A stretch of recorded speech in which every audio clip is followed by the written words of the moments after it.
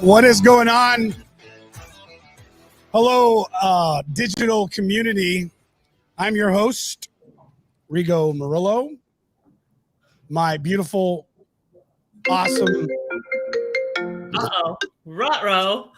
No, my co-host, Miss Krista Moreland. Hello. More macro. And once again, Donnie, let's welcome the power couple that we enjoyed so much to have here on the show. Yeah. Buddy and Nikki Cummings. So I'll tell you what, one of the best shows we've had from an interaction aspect, I really love, number one, not just having guests that bring, I mean, we have not had a bad guest yet. What do you think, Krista? No, it's been amazing. Well, what are you going to say? Yes. Actually, Rigo. There's that one guy. Absolutely, yeah. That one guy was a real turd. Yeah, I don't know if that's a great question to ask, but we've just been really, really privileged to have had some really great folks come on and good speakers, and this is going really well. How's that? And when we had you guys on the show last, we enjoyed it so much just because of that extra dynamic that you guys brought. I can tell you, my wife really enjoyed it. She always enjoys the programs anyways. You know, she's still at home taking care of 3 of our children, who 2 of them homeschool now, and the other one is 3, but she runs around. She has it playing on the screen, or she has it on her desk at our home office that she sits in, and she goes, man, I really like those 2. How'd you meet them? You know, and I kind of explained, and so, but anyways, it was a wonderful time. And, you know, we are now in the month of December, guys. Yeah. And it's crazy. So today is December 2nd, which means we have 29 days left. 29. days. Can you believe that? Another year in the books, about to happen. 29 days to make it count. That's right. You know what? And that's exactly it. Here's one of the things I heard sometime back. Actually, Chris, I think Jesse is the one that said this, but he goes, you know, it's one day. It takes one day to create a habit. Yep. It takes one day to create a habit. It takes the rest of your life to keep that habit. Yeah. That's good. Yeah. And you know, that was something that I thought was really, really powerful. You know, we've been talking about habits and setting goals and, you know, different levels of leadership and self, help kind of things. I don't know how else to say it other than the fact that this is a reality of the world we live in today, is that things are moving so fast that we need to find as much time as we can to up our performance in any level, right? Up our performance in our personal lives, up our performance in our careers. And the thing that I love about having husband, wife, entrepreneurs on, and I'll explain why, because I think you guys get this. This was something that always frustrated me. And what frustrated me in a workplace is when somebody would say, oh, that's personal, you know, leave personal at home and business is business. And I would say, okay, I'm going to do the math with you, rocket scientist. Okay. So I'm here 10 hours. Okay. 10 hours a day, 5 days a week. Sometimes because of my jobs, we're flying. So we have more than that. We're working together on weekends. I'm home for maybe a few hours and I sleep for 6-7 hours a day. So the truth is I spend maybe 1, 2, 3 hours with my family, and I have more than one member. So if they get 20 minutes with me, they're lucky. This is my life. Right. It's not saying that this is my life. I'm saying this is life. Yeah. Personal and your business, your job doesn't matter. Now, I agree with leading certain things in certain places, like not taking certain stresses home. But at the same time, if you don't have a place to come home and then work through it, or if you don't have a way to work through that problem, all that does is pile that into one spot and it explodes somewhere else. You know, you have to deal with crap, right? Because it's just going to flow. It's going to overflow eventually. Yes. But it just this is why I'm excited as we get into the aspect of mindset. And the reason why Krista and I decided that mindset was the right direction for this was simply because as we're going through all of the conversations we've been going through, and as we're coming to the end of the year, I'm in that same place where I have to remind myself, this is not about what I did not do.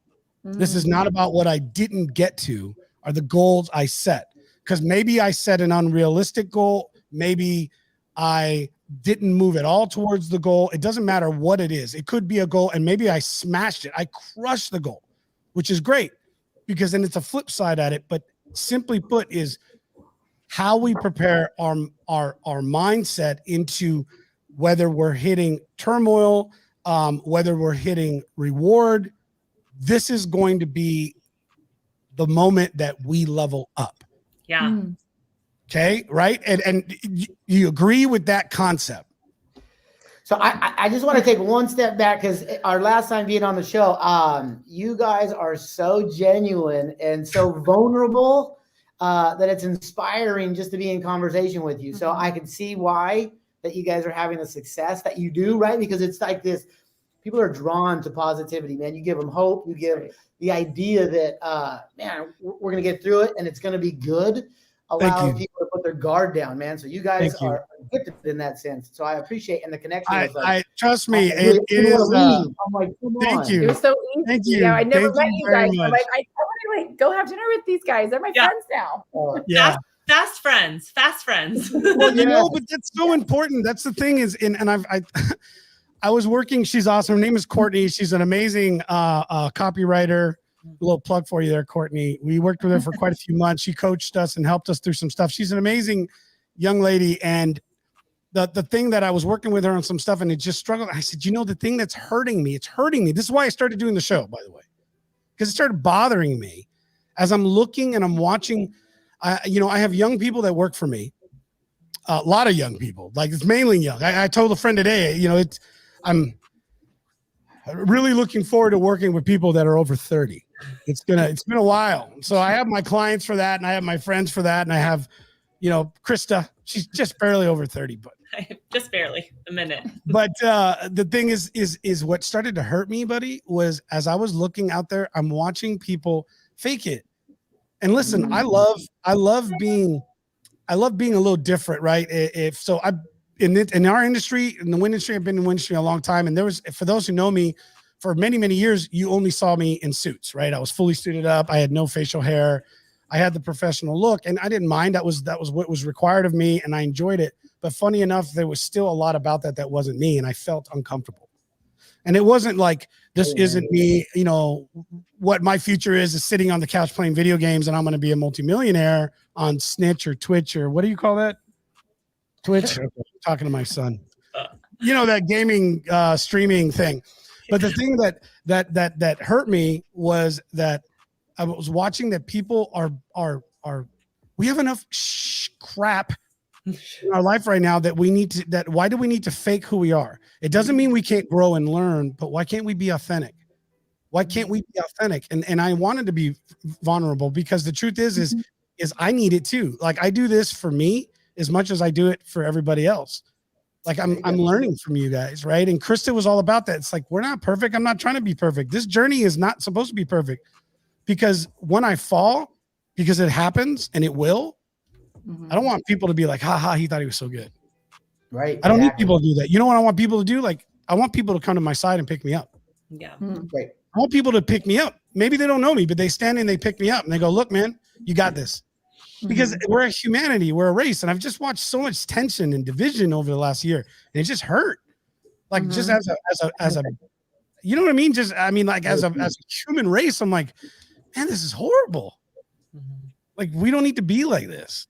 And so I was like, people are either accept me the way I am or not. And I've been really privileged. I have amazing clients that they've accepted exactly that. And we have an amazing relationship, and we work really great together because they know that authentically who I am at my core is about them. But at the same time, it's about people. And I love people. I want to help people. I don't want people to hurt, because hurting sucks.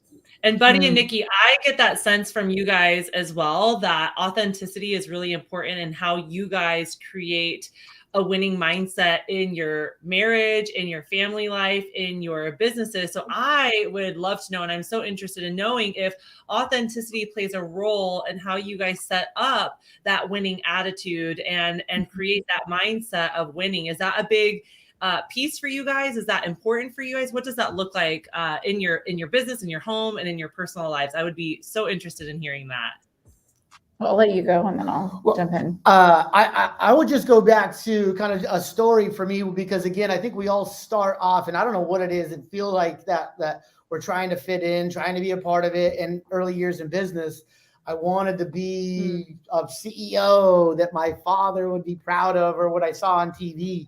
Yeah. And we kind of got there a little bit in the last talk, but it wasn't until we just got kicked right in the face to where you're like, oh my gosh, I better just actually engage and forget about the persona, right? And I think that's where I think us in our life, where we get to truly be ourselves. We find ourselves. So that's where that genuine nature of like, man, the facade stops, as Mike Tyson. We all have a plan until we get punched in the face. And then all of a sudden, you're going to find out who you are at that point. Right? Yeah. And your eyes are watering and your nose is a little bit knocked out of joint. And so that was how, for me, and I don't want to speak, I realized that once I was vulnerable in our life and had to be genuine and connect with our team, is when it was like, okay, man, I'm done with the games. We got to go. We got to make this win. Yeah. So, culture is our jam. And for us, being authentic, yes, absolutely 100% plays into, the success that we've had in our life, because Buddy says, we fly our freak flag and we fly it high. And instead of feeling like you have to do business according to, whatever the business book tells you, or you learned in college, or you learned from your predecessors, like you, especially as an entrepreneur, get to dictate what that culture looks like. And so fly the freak flag high. Tell people who are interviewing for your company, like, hey, we are not a one size fits all company. But if you believe in our values and like where we're going and the freak flag that we're flying, like you're going to be so happy here, And so it is about being authentic, and at home, being partners, obviously, we've had 18 years of working together to get really good at, communication and not hiding things, not burying things, because we definitely brought our work home with us, and, our personal life to work and all the things. So yes, authenticity, you hear it a lot. It's life. Important. Yeah. Yes. That's the thing, So listen, if you guys are just joining us, this is our lunch talk version. I almost introduced a different show. It was right there to do it because I'm having a good time. Did you see that? Yeah. Johnny was like, I was about to go in a completely different introduction. You guys have been like, what? You're like cigars and whiskey at 12. Cigars and whiskey. Let's do it. Let's go. It's 5 o'clock somewhere. Yeah, that's Monday nights. That's Monday nights, and that's only for the bold. Just letting you know right now, that's only for the bold. So maybe next year we'll do, if we do it right, we'll miss one. We'll have 52 new bottles we've tasted. Oh my word. That's awesome. We did how many this year so far, Donnie? 34. We've got quite a few shows there, but anyways. What's your favorite after all that? Just out of curiosity. You know what? I'm going to tell you this right now. I would say the Kentucky Owl rye, the 15. Yeah. That one's put away because it's good. The IW Harper, the Kentucky Owl is a 10. The IW Harper's the 15. Oh my God! All right. Yeah, IW Harper 15-year, under $100, and I've got a lot more expensive bottles. That one is by far it puts it to shame. Again, here's the deal: it's your palate. I don't want to get into this. Another show, right? A whole other show. Monday night. You do what you want. I got friends that add Coke when I give them a drink, and that was the last time they got a drink from me. But that was it. I'm like, okay, I'll never give you that again. But to each their own. All right, so if you are watching, let's start this over, right? If you are watching for the first time, thank you for being here. This is the Lunch Talk episode, or Lunch Talk version of our Contagious Leadership Series that we are now putting together. If you're here live, do us a favor and drop a hashtag live in the comments. And by any chance, if any of this is of value to you, please let us know. And drop something in the comments, especially for Buddy and Nikki. As we get through this conversation, if you want to know more about what it is that they do, drop it in. We don't plug. This isn't about it, but we will talk about our businesses because it's what it is. I don't care. We have people that own businesses, that don't own businesses, people that are entrepreneurs. We have people that are coming up in their careers, and we have people that have been matured in their careers.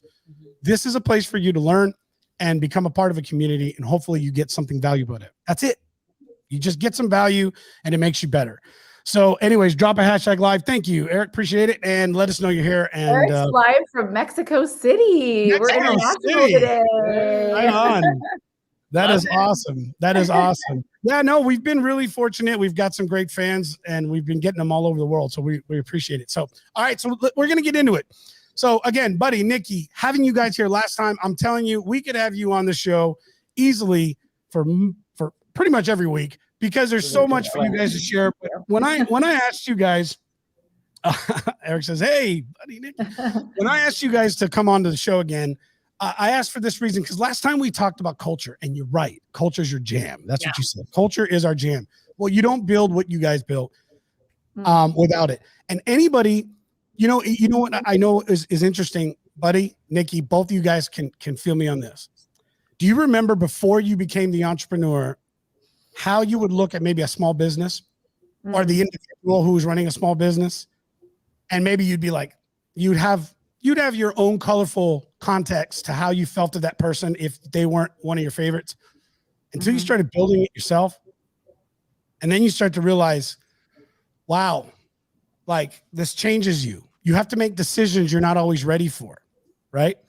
And as we started talking about the culture and how you built it, it hit me, and I realized, okay, you guys, I want to know this specifically is when you were getting through your business and you hit those breaking points. We spoke a little bit about it, but I want to know how you worked through the change in your mind, in the motivation, and how you dealt with that to create a mindset of where you are today. Okay. And how are you continuing to grow that? And that's what I want to talk about. What were the tools? Yeah. What were the things that changed your life? Buddy, you want to give this one a shot first? Yeah, I would love to. So I'll go back to, when we had that transition, and before things got really tough for us, it was almost as if I was in a comfortable, complacent space in my life. And I want to warn a lot of us where we don't make those needed growth or focus changes when life is good. And so, unfortunately, for us, when we got knocked in the nose, it became this this fight from within, where it became we had to refocus, and we had to look past where we were, and we had to look where we were going, because our current situation was bad and it was dark. And so it became my job. I felt at first I had to believe that there was a better day, that there was hope on the horizon. And I had to own that in my soul. And then it became my full-time job to inspire and get people. Don't see what you see today. You guys, look where we're going. Look what's possible. And I would do everything in my power to get them excited, not for me and what was in it for us, but guys, when we get there, this is where we're all going to benefit. This is the success. And so it was this taking the focus in my time and just honing in on the beauty of the future. And I was a hope dealer. To be honest with you, man, I was pushing it, man. And even when no one was buying it, man, I was still selling it. Yeah. What's that, number 4? Is that our 4th? Go ahead, Nikki. No, these are shirt designs. Shirt designs. That's all. Hashtag dealer. By the way, you don't know this, but here's a disclaimer: when you're on the show, anything you say here, I can use for sure. Oh, you get copyrighted. Okay. There's no intellectual property. None. No, I was just gonna say that, Buddy and I thought this is where you were going to go with it. So I just want to add this is that, in our darkest professional hour, which was also our darkest personal hour, because we had everything financially invested and, riding on this particular season that he's referencing, that it was the most powerful experience and season of our lives. And that is when we became most alive. And when we learned that the culture and the investment that we had put into our team paid off, because no one left, right? We all were hook, line, and sinker. We were in it together. Yeah. And so we learned about ourselves. We learned about our teams. We learned about our family and our partner who invested in us as well. And so number one, we learned that when you invest in people, it pays off when what hits the fan. But number two, we learned that we were alive when we had that fight. And now we work with our clients today to identify what that fight is. So not every season, thank God, is going to be you fighting for your life or you fighting for your business, right? We can't live and operate in that season all the time, but we are fighting for our time. We are fighting for our energy and for what we're spending, ourselves in. And so it's like identifying that fight because you are more alive. And I think that is what helps us with our mindset. And as individuals, as business owners, as leaders, as partners, like in this last end of the year, the reason why I said we have 29 days left to make it count, like we could get consumed by the chaos of the holidays. We could overeat, we could overdrink, we could get stressed about family, stressed about budget, spending too much money, all the things, right? Or goals, very laser on this time so that we start 2022 already flexing that consistency muscle, right? Already ready to take on the world. And so that's kind of our mindset, is like having that fight and getting excited about it. Yeah, I love that. So something that comes up for me when I hear Buddy and Nikki chatting about this is, as you were talking about like that fight and being in the hard moments, in my house, we call that a sugar cookie moment or a sugar cookie day. Okay. So there's this incredible book. It's written by a Navy SEAL. His name is Admiral McRaven. You guys have probably seen him all over YouTube. He did this incredible commencement speech, and it was about make your bed. Okay. So if you do nothing in your day, you always make your bed. But one of the things that he talked about in this book was really incredible. So every morning they would have uniform and bed check, and your uniform, your hat had to be starched the right way. Your uniform had to be pressed the right way. Your buckle couldn't have any smudges. And this was the Navy SEAL, like the inspector's job was to find a flaw in somebody was going to screw up. Something was not going to be right. And if you were that person, you had to run out into the surf, because this is obviously training camp in California, run out into the surf, get soaking wet, full uniform, roll around in the sand. And then you had to spend the rest of your day at work in full uniform, covered from head to toe in sand. That was your sugar cookie moment. And what I hear Nikki and Buddy and every entrepreneur out there saying is, sometimes life is not fair. Sometimes you do all the right things. You show up, you do the work, you set the bar, you set the goals, you have intention, you do all the work. And sometimes it's just your turn to be a sugar cookie. And what I hear Nikki and Buddy saying is that when it's a sugar cookie day, we start dealing out that hope. We don't tuck our tail. We don't cry about it. We don't quit. We don't give up. We don't doom and gloom. You start dealing out like, all right, what are we going to grow? How are we going to grow from here? How are we going to level up? How are we going to step into our best selves? And that, my friends, showing your company, showing yourself that you can have a sugar cookie day where it just doesn't go your way for no good reason, but you can still show up and do the work and stay in the grind and stay in the fight. That gives people permission to win, even through failure, to win, even when things aren't going their way. And I love that. For me and in my world, I think that is the single most important trait that we can teach ourselves, our kiddos, and our employees. You know what? Some days are just going to be a sugar cookie kind of day, and it's okay. We keep plowing forward. I get fired up about this stuff. It's hot, Krista. I can't even touch. Everything's hot. And here's the thing, you guys. We all have little ones. We all have little ones, right? And here's the crazy thing. Those little people turn into adults. And it's our job to teach them how to be resilient. They are the future leaders. If we're talking about leaders, we're talking about our babies. We're talking about our little ones. It's our job to model for them what it looks like to not have a great day, but to still show up and impact the world for greatness. And we have to model that for them in our businesses, in our relationships, in our world, with our employees. And that's why I get so fired up about this stuff, because I know from the little that I know of you guys that you do that in your world. I watch Rigo do it in his world. And that's so important. It fires me up. Fires me up. Well, how do you cut? Yeah. I'm like, yeah. All right. One more thing. And I want to encourage people, because looking back on that time when we were struggling, it was I would say the key to our success now, because it was our superpower by having to refocus, and our entire organization we had to go back to the basics, and everyone on the team had to be a top performer. Everyone was a salesperson. We were all vested in what we were doing, and that became our culture that we were able to grow from. It wasn't the comfortable blase we could just go by as usual. Mm-hmm. So if you're in a struggle, I want to tell you, and I don't mean this negatively, but this is going to be your best time. You're going to find out who you are. You will surround yourself with people. You'll look around on the other side of it, and those are the people. Those are my people. Yeah. Right. So I look back on that for forever. I look back on that time, and it was like, man, that was like cheating. And I don't mean this in a negative way. And I'll use it as an example. My daughter, who's 13, is going through a tough time. And I look at her, and I'm typical like, middle school girl, but it's painful. I talk with her. After a big move. What's going to make her stronger?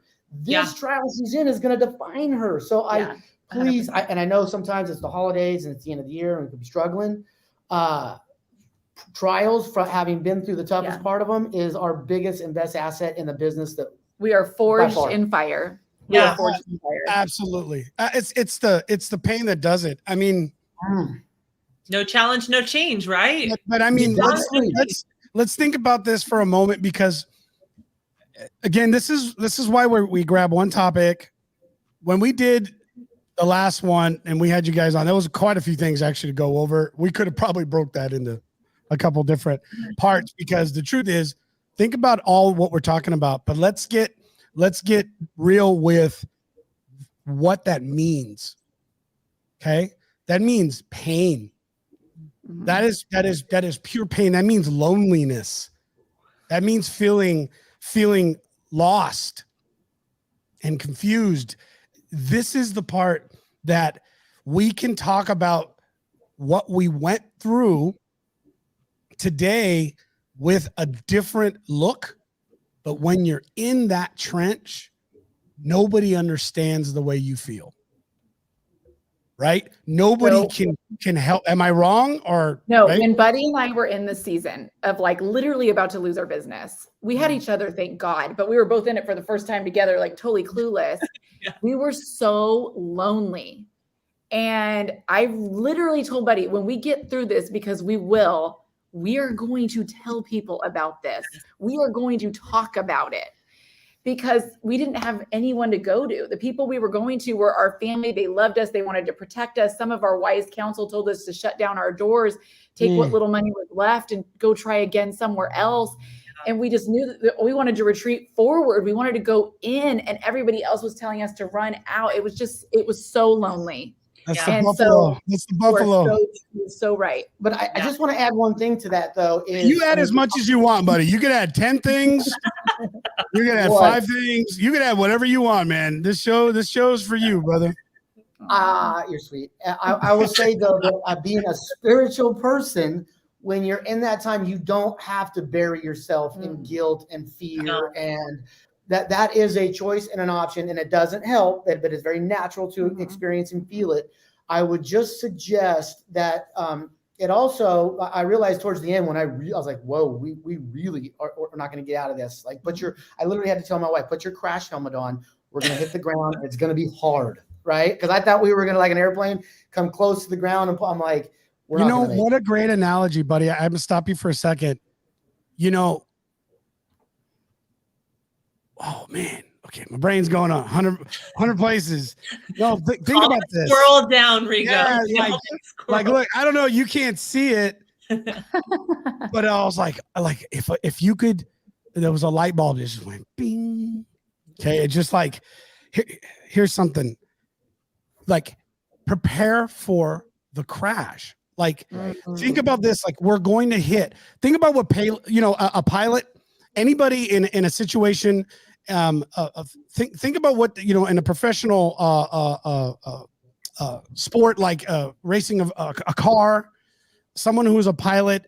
People who are in technology that if it goes wrong, okay, they don't have a lot of room for error in these fields. Think about what they do more than anything else outside of practicing their skill. What do they do? What do people in these elite areas of careers do? Now let's think about this for a minute. Think about the elite that go out and serve in our military. What do they prepare for?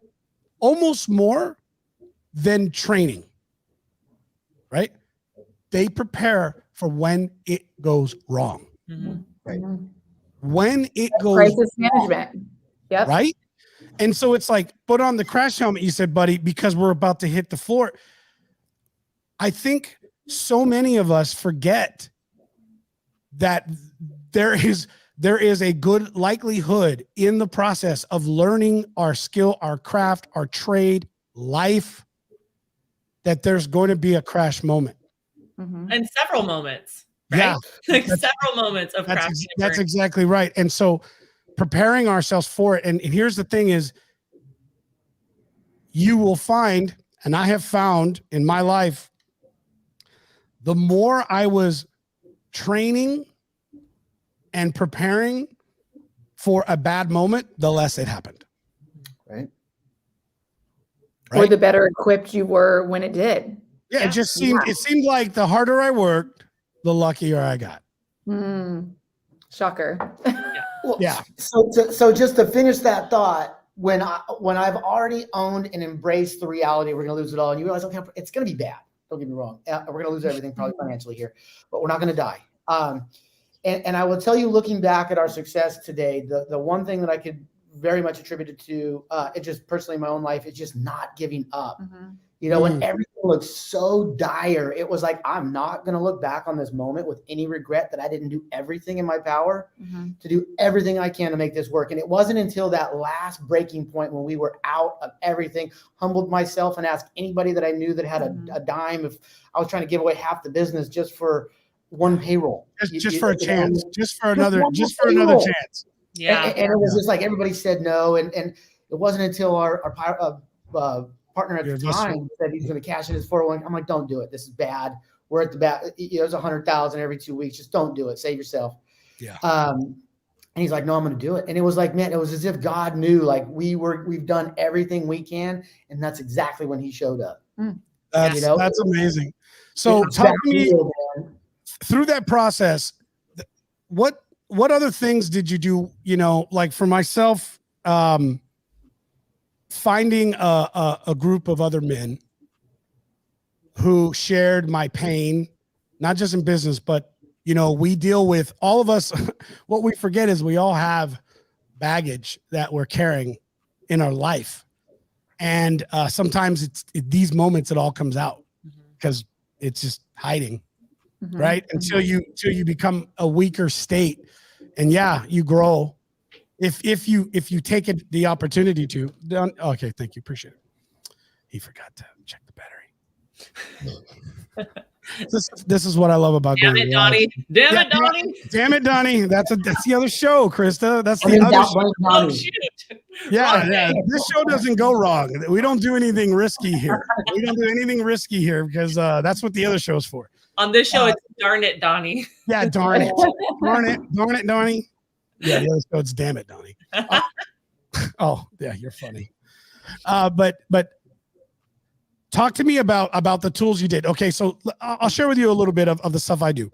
I find like-minded folks, and this can be tough. Sometimes you have to go through quite a few different groups, and so I've brought in coaches from different levels into my life, my business. I've got involved in men's groups for me specifically that help me get through those moments, books, things like that. But can you talk about, were there any specific books, any speakers, spiritual type of elements, retreats, where there's certain things that at that moment were like big breaking points for you that you can share that changed something in that mindset that you never went back?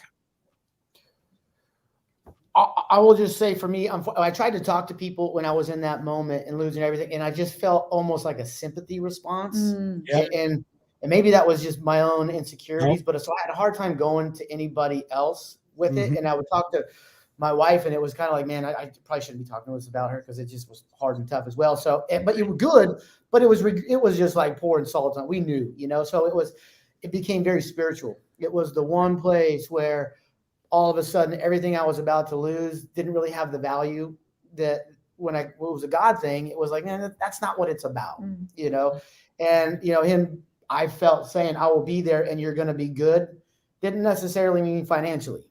Right. Yeah. So it was a disconnect to the value that I thought was everything, and made me okay in the thing that was, to me, the genuine thing. So it was a transfer of power for me too. Yeah. I'd like to add what I did wrong in that season. Yeah, please. So I became a workaholic, right? Obviously when it's going down, you get busy, right? Yeah. But I became a total workaholic. I completely neglected any element of self-care, right? And self-care is more than an eye mask and a bubble bath. I heard someone say that one time. Yes. My self-care was like going to the gym, right? I neglected going to the gym. Eating. I stopped getting 8 hours of sleep. I stopped eating. And when I did eat, I would eat, well, I didn't stop eating, but I mean, I would skip meals. And when I did eat, it was fast food and I would eat it at my desk because I felt like if I wasn't there working, giving it everything, then we were going to lose it. And, several people on our team felt that way. I gained 42 pounds. I wish I had like a photo that I could like flash up and show you. I completely burned out. I temporarily seriously injured my sciatica because of my weight. I ended up in a hospital for a night. But here I am in the middle of the night, buddies in San Diego, because we had another business that was struggling. And I'm laying in a hospital bed. I have a friend. Yes, sugar cookie day. I'm laying there and I'm like, something has to change, because here I am thinking that I'm this great leader because I'm giving my team everything I have. But now I'm no good to anybody in a hospital bed. What does that look like? What is that for my team? And I had to go on bed rest. And at that season, I had to implement real change in my life and learn that self-care is not selfish. So that was kind of the opposite. I did the opposite of Buddy. Yeah, I love that. And a lot like Buddy, I find that my way back to success and productivity is always a spiritual space. I find that when I feel this resistance, when things stop going my way, I was just at this moment, what you guys are talking about, losing it all and having nothing. December of last year, I spruced up my resume. I spent $600 for somebody on LinkedIn to redo my resume. I was calling it quits, throwing in the towel. And I was just going to say, hey, you know what? You go, girl. That was a fun little run. And now it's time to go work at Starbucks. I don't know where, but somewhere. And when I hit that moment, sometimes we get knocked on our back.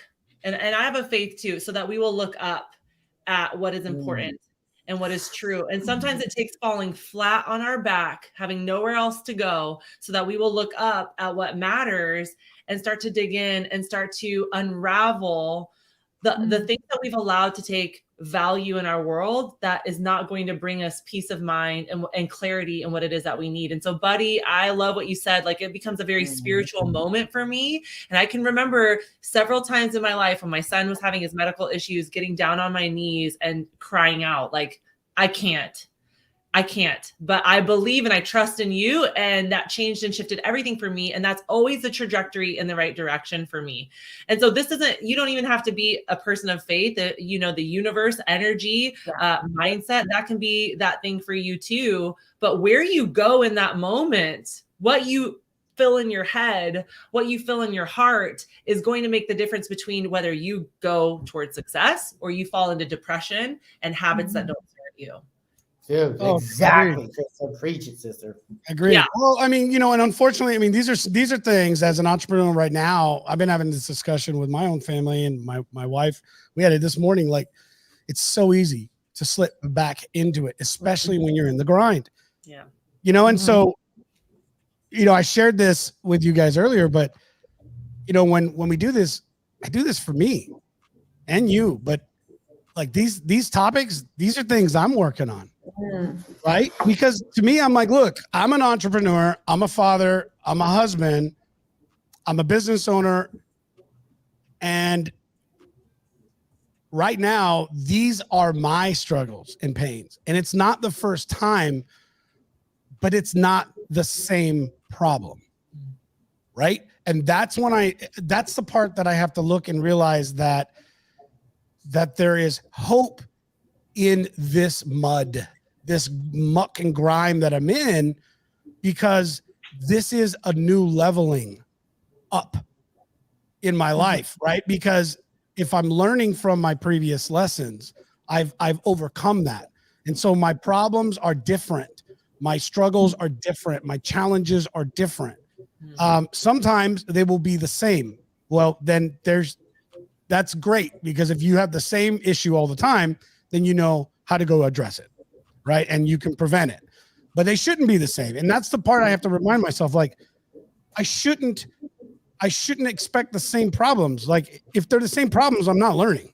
Yeah. Like this, like, you know, there was a man years ago that said something to me, and I never forgot it. He said, Rigo, understand life is like a boat in the ocean.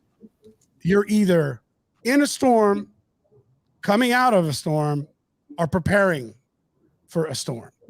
Yeah. It's never going to not be one of those three. This is life.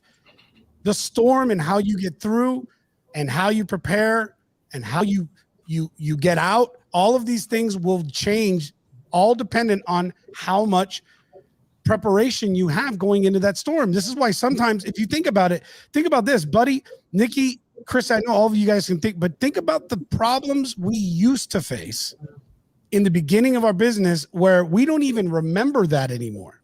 Right. Right. But the problems that we have now were the problems we wished for back then. Yeah. And now we're like, I wish I had that problem. Right. Yeah. Right. Yeah. So listen, real quick, I want to stop just for a moment. You guys, those of you who are watching, and we have quite a few, thank you very much, number one, for being here. This is our Contagious Leadership series, and this is the Lunch Talk version. Christian and I are currently considering a morning show, but not a morning guy. I need to get to that point. Call buddy. Yeah. I'm sure I see his stuff when I wake up. I'm like, damn, dude, you did that like at 6 or something. I'm like, So anyways, no, but listen, we're glad that you're here. Do us a favor, drop something in the comments. Let us know. Ask a question if you want to ask anybody on the panel, but specifically, I want to focus on, let's get knowledge from Buddy and Nikki. So go ahead. I got one for Nikki. Okay. So Nikki, you're in the hospital. You realize that you've totally neglected yourself. You're 45 pounds overweight. You have totally stopped listening to what it is that you need. What was step one for you to get you to step two? What did that look like for you? And how did you set yourself up once you had that awareness, how to get out of it? And was like, I feel like, there we go. Step one was drinking less. So I feel like as a leader, not everybody, but from our experiences, and I should say mine, I shouldn't speak on your behalf, but you've shared this before. We tended to go home and self-medicate because we were so stressed. But then of course you go home, you have a couple glasses too many, and then you can't sleep, or you go to bed later, and then you wake up, slower later, feeling worse for the wear. So to me, when I started monitoring my drinking and limiting my consumption, I started going to bed earlier. I woke up earlier. I felt better. I ate less. I didn't have the sugar, the carbs, the calories, all those things that come along with it. And then I started making better choices because I felt better. And so I didn't need to nurse anything by the end of the day because I was so tired. So I wish I had a better answer. That's just my answer. Was it started with the drinking, and then I'd eat all the things. And, because I was trying to numb. When I was drinking, I didn't feel the stress as much. I was able to shut that off and feel better about our situation. And that was not the way to deal with it.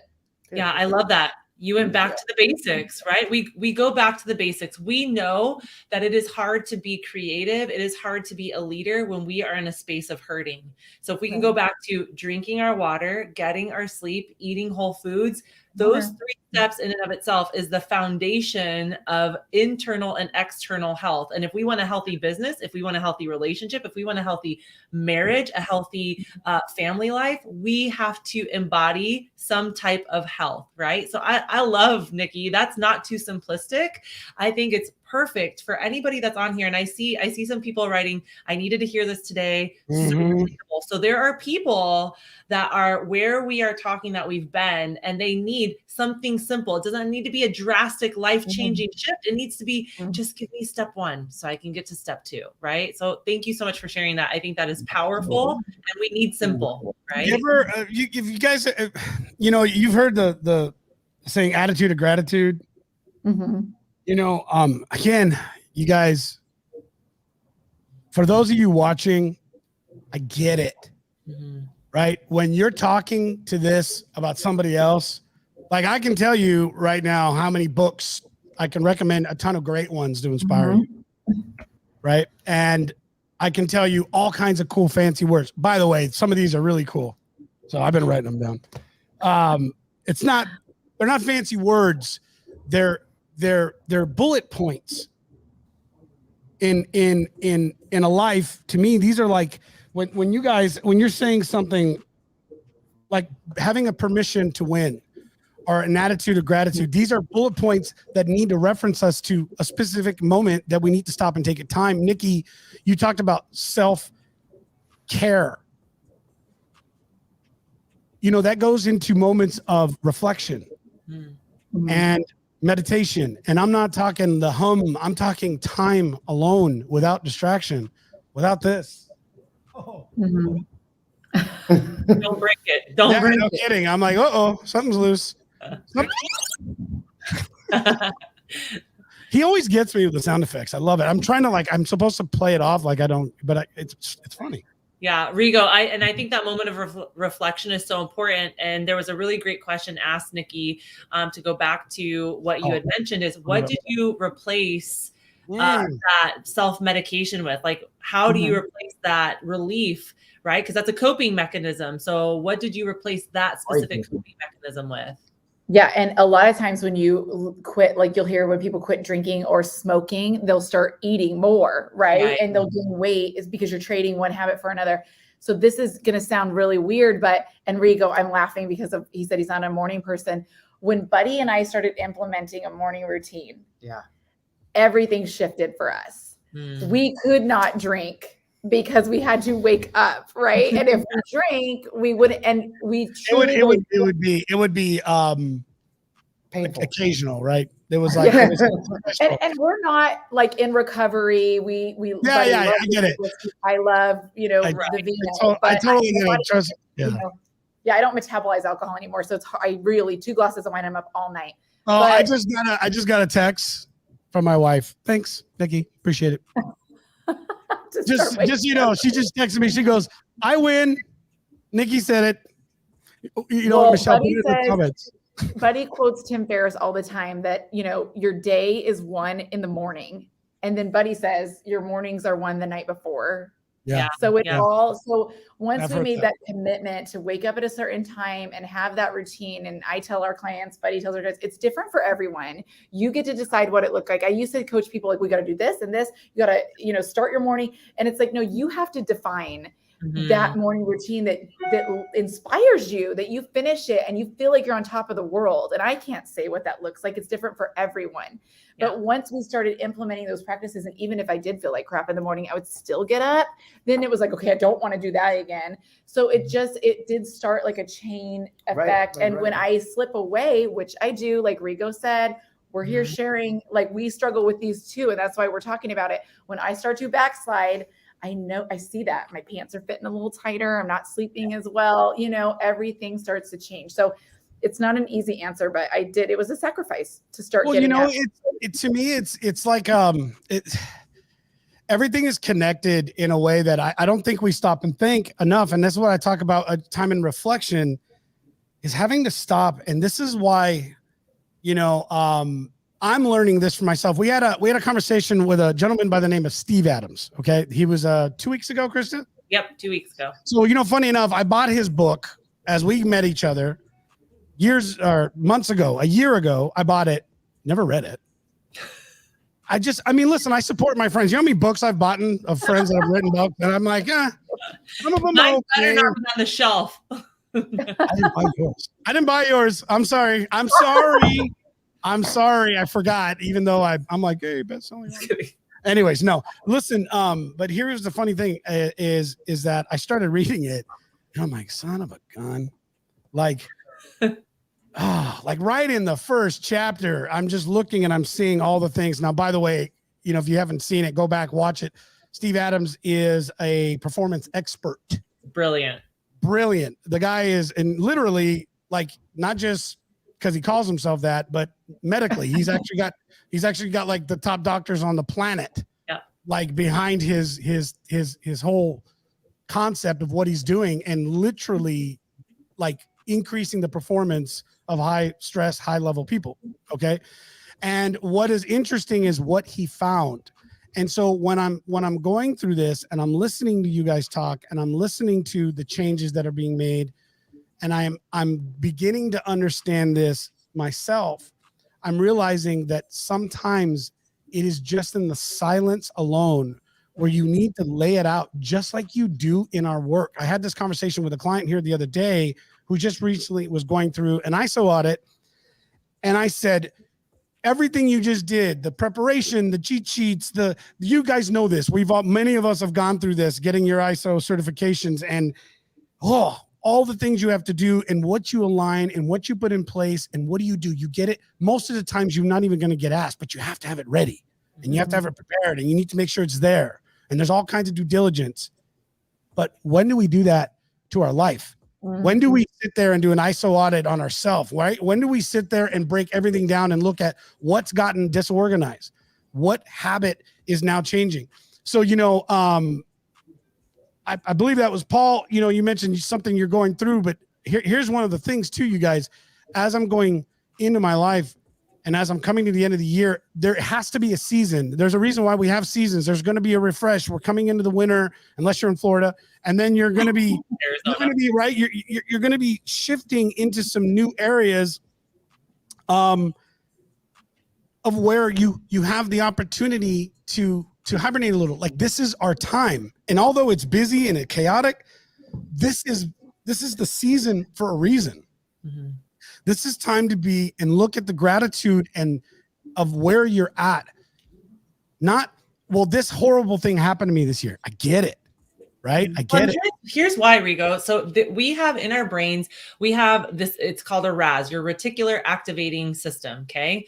And so where your focus goes, your energy flows. And so here's why it is damaging to focus on what we are not doing, what did not get accomplished, and then to obsess about it. Because your primal brain, your ego brain, its only job is to prove you right. It's to feed your ego. Ooh. So when you focus on what you didn't do, what you failed at, what's not working, and you put all of your energy and attention to that, your reticular activating system goes, ooh, we got to prove him or her right. So show her more evidence of how he or she continues to screw up. Think about this. When you're shopping for a new car, you don't see a Telluride anywhere. You've never even seen a Telluride before. And then you say, ooh, I want a new car. I'm going to get a Telluride. Now, all of a sudden you see Tellurides everywhere because your brain has to decide. You have 60,000 thoughts in a day. Your brain has to decide what is important to Krista, to Rigo, to Buddy, and to Nikki, and then not inundate you with it. It only gives you what you need. And so when we focus on what we're not doing well, what's left to do, how we suck, how we failed, how we didn't accomplish, your reticular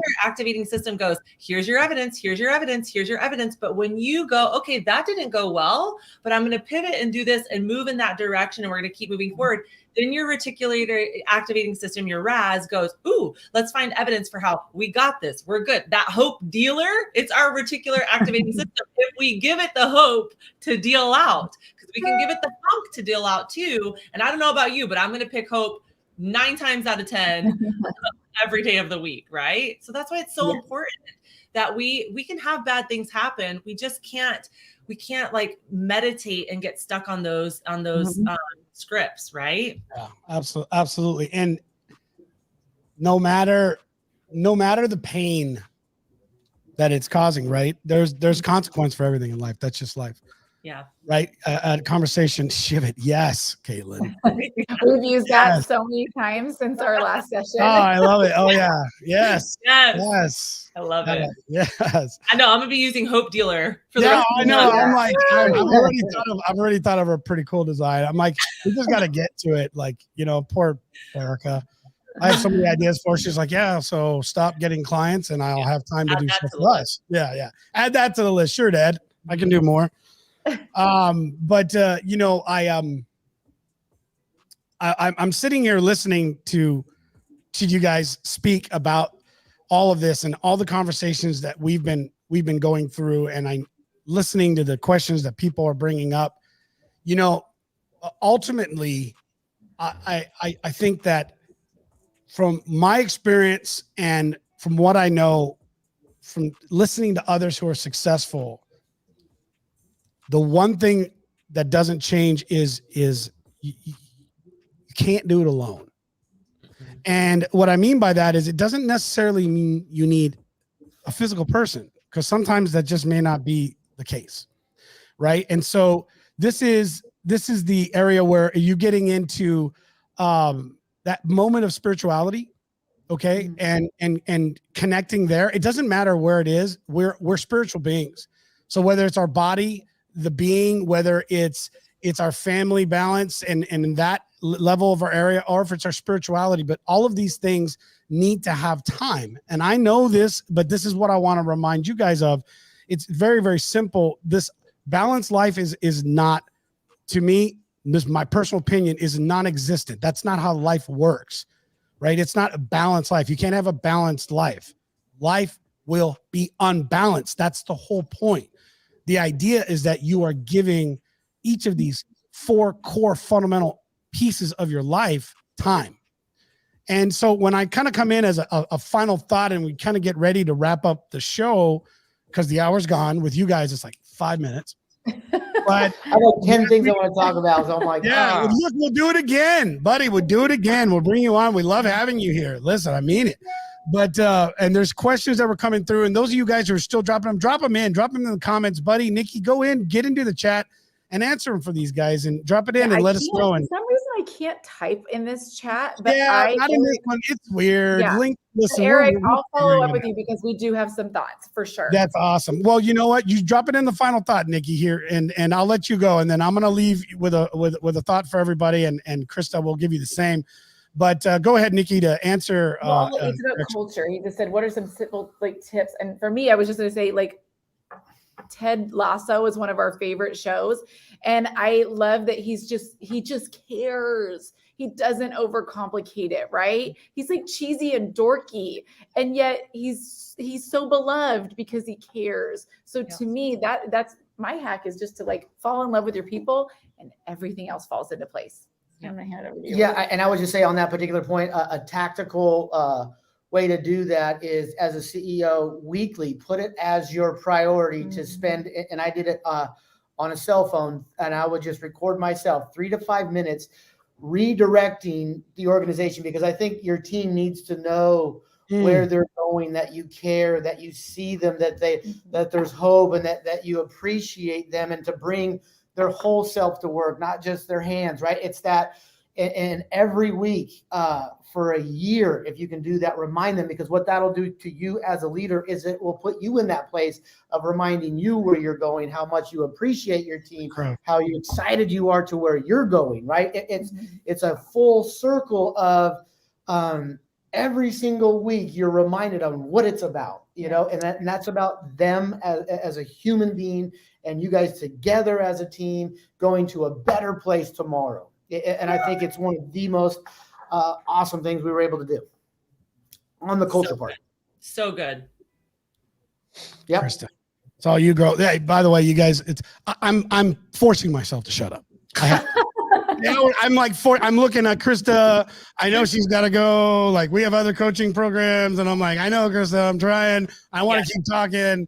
And I'm just like, I'm just gonna stop. Go ahead, girl. This is such good stuff. Buddy and Nikki, I love getting to spend some time with you guys here. You guys just have so much power, so much influence, so much love. I can feel that. I can only imagine what it feels like to be somebody that works in your world, because it's magical. I can feel it. And I'm just so grateful to be here and to get to hear you guys chat about all the things, winning and attitude and hope and culture. I know that it impacts me for greatness and for stepping up and leveling up. So I'm just so glad you guys were here. Thank you so much for taking the time. Thank you. Yeah, absolutely. Donnie, can we give them a digital round of applause, please? Thank you. And I want to thank you too. So for those who don't know, my son is our director, producer. He puts all this together. So I want to thank you very much. Yeah. Way to go, Donnie. Those of you who have been on the show, you've got to meet him.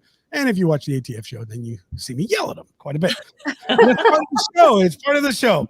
All right. So I'll just leave you with little final thoughts. First off, thank you very much for being here. We really appreciate it. Listen, if this is something that you like, please share with others. Let others know. One of the things too is we like people to be a part of the community. It's called Community. That's the app. Mm-hmm. And the number is 316-799-8052, 316-799-8052. Yes, Paul, unless you live in Ireland, it doesn't work. We get that. So if you are out of North America, do us a favor, hit us up in the chat, and we're creating a forum that will allow us to send you like through a constant contact or some way like that. But we'll be able to let you know when we go live that way. But otherwise, what I do is I send everybody updates when we go live and what's going on. And that's it. Not a spam. I don't use it for anything else because I don't want you to not use it. So I'm just anyways, I got to put that little plug in for you guys. But listen, thank you to all of our guests, you guys, for being here. Thank you for watching the show. And if there's anything that we can do really to kind of bring more value to your day, if there's a better way that we can get this over to you, please let us know. We're always open to it. We want to find better ways of really serving you and helping you. And I just, like I said, as I just think about it right now, as we're coming to the end of the year, for those of you, if you're in that place and you're looking, listen, there is places out there. You're talking right now. I mean, there's 3 different coaching style type people right now. And what's interesting enough is that they're out there, right? There's plenty. Your fit is out there. Someone that could help you even just be a sounding board, whether it's body, mind, spirit, family, they're out there. But the biggest thing is I think if you haven't heard anything today, that you hear one thing, is that is not quitting and understanding that this process, this pain of getting through and recycling and reshifting your mind is the next level of growth. You're growing. You're growing, and you're going to look back at this and recognize it. It may not be good right now, but it's happening. It's going to happen. You're going to grow. So anyways, listen, join us next week. We'll be on the road. We're going to be in Salt Lake City, Utah. We have a show going on there. And then we very, very special guest, which I'm excited about, TEDx speaker, best-selling author. That's coming at the end of the month. So I'm really pumped about that. Having him on and sharing his story and what his mindset shift was to get him from bars to a life where he is changing others now. And it's a pretty incredible story. So anyways, you guys, Buddy, Nikki, thank you so much for being here. Thank you very much. I appreciate it. Thank you to everybody. And with that, I think we're good. We'll talk to you guys later. Have an amazing week. Thank you, guys. All right. Take care, guys. Bye.